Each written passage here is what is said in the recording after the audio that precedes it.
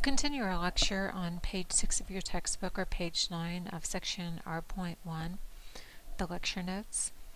We're going to be talking about absolute value. What finding the absolute value of a number is finding the distance that it is from 0.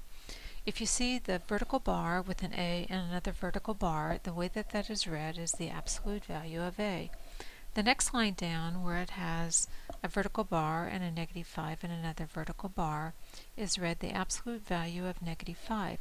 If we want to know how far that is from 0, we can place it on a number line and we can do the counting. We start at -5 and we go 1 unit to -4, 2 to the -3, 3 to -2, 4 to -1, and finally 5 units to get back to 0. So the absolute value of -5 is equal to a +5. It's just its distance from 0.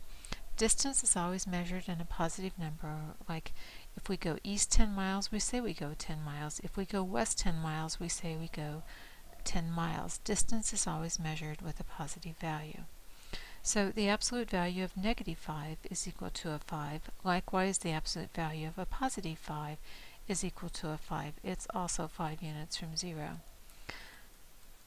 On this screen we have the definition of the absolute value of A. There are two separate values. One, if the number between the vertical bars is positive, it's just itself. If the number between the vertical bars happens to be a number that's less than 0, then it's the opposite of that, which makes it into a positive number.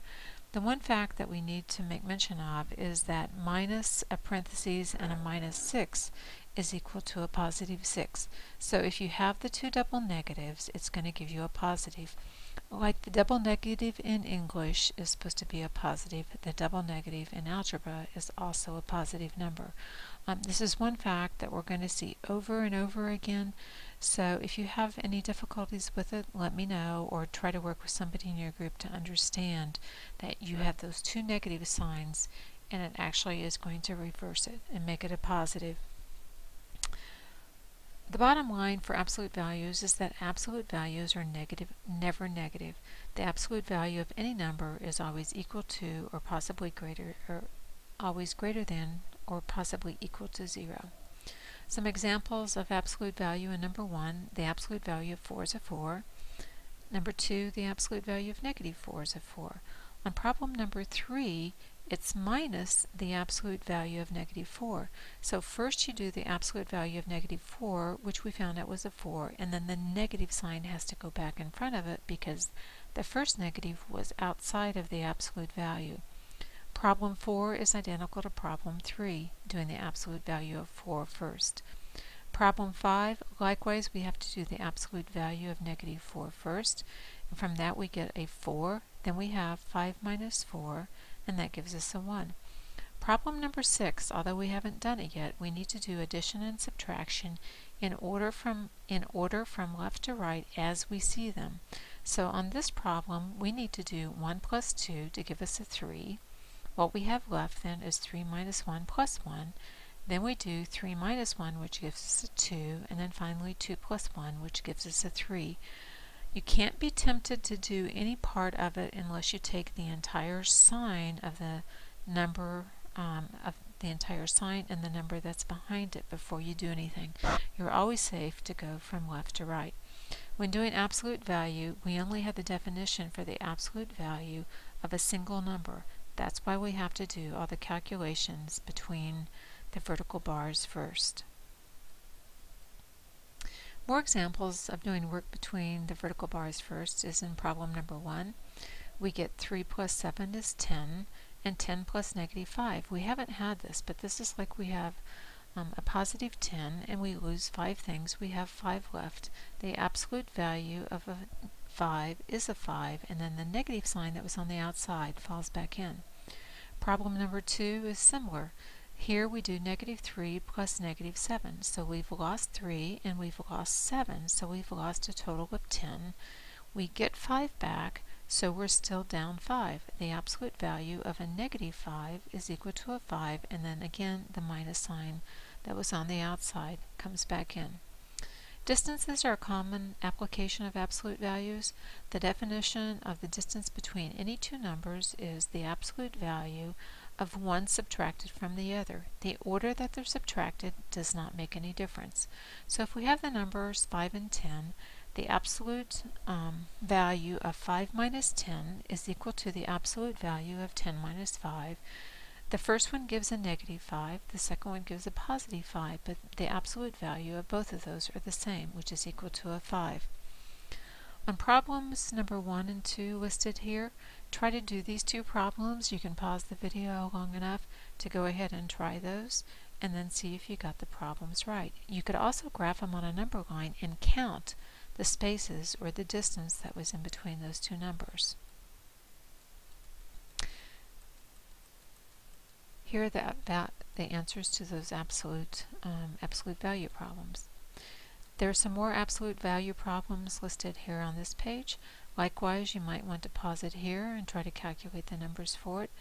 And then after you do, you can go ahead and check your answers, and then we'll pick up and proceed after you've finished checking those problems. I'm going to go very, very quickly over these problems for addition, subtraction, multiplication, and division. This information is not listed in your textbook, and it is paramount that you understand how to do these problems and do them with ease and do them relatively quickly. If you can do these problems quickly and easily, the rest of the class, I promise you, will go very, very smoothly. The first rule is to add two numbers that have the same sign, add together their absolute values, and the sum has the common sign. A way to state this would be a positive number plus a positive number is going to give you a positive number. So we're all familiar, 3 plus 5 is 8, 9 plus 7 is 16. That's not a problem. If we have a negative number plus a negative number, it's going to also equal a negative number.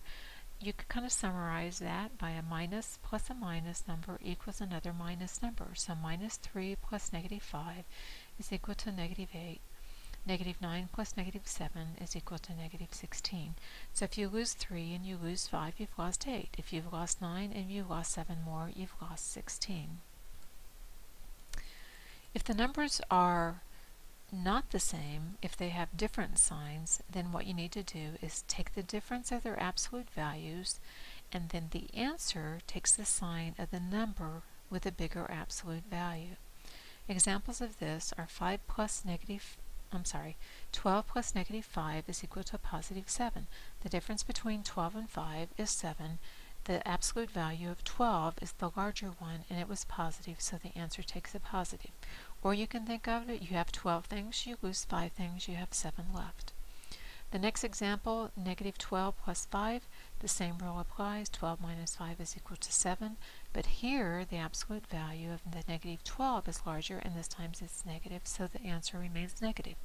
Likewise, if you've lost 12 things and you get 5 back, you're still down 7. Other examples, 8 plus negative 9 is negative 1, 9 plus negative 8 is equal to a positive 1.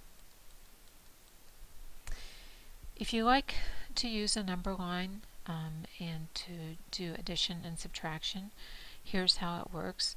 If you start on a number line at negative 4 and you add 3 to it, then you go to the right since that's positive. That will leave you at negative 1 by going 3 units to the right. Or if you're adding a negative number, you start out at 3 and you're adding a negative number, you go 4 units to the left, which again leaves you at negative 1.